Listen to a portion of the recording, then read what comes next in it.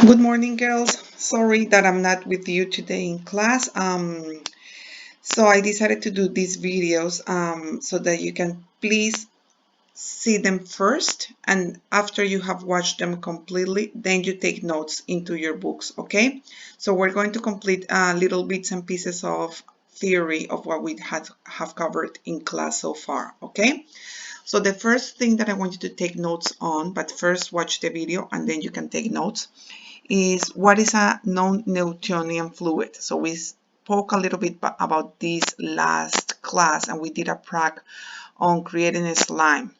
So before we define what is a non-Newtonian fluid, first we have to talk about what are normal fluids or Newtonian fluids. So basically they have two important characteristics. The first one that we can see here is they have constant viscosity or flow, which means their viscosity only changes with changes in temperature and pressure. Okay? The second important characteristic is that it takes shape of the container they're poured into. So that's a normal liquid. So for example, if we think about water, when we have fluid water, it doesn't matter into what container I change it, it will take the shape of the container that I pour it into. And the viscosity, it doesn't change. Like I can do whatever to the water, I can shake it in a container and it will always have the same viscosity.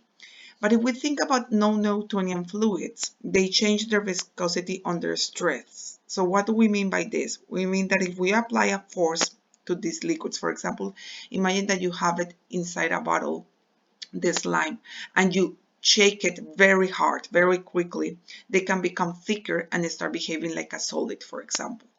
So that's not the way that water behaves. So that's not the way a normal fluid behaves. Um, and that's why we call these ones non-Newtonian fluids, because they don't follow those rules. Examples of these ones are honey, cream, tomato sauce, and slime. And you can find other ones online if you want to. I want you to stop here and copy this, pause this video now, and copy this into your notebooks, girls, please. Thank you.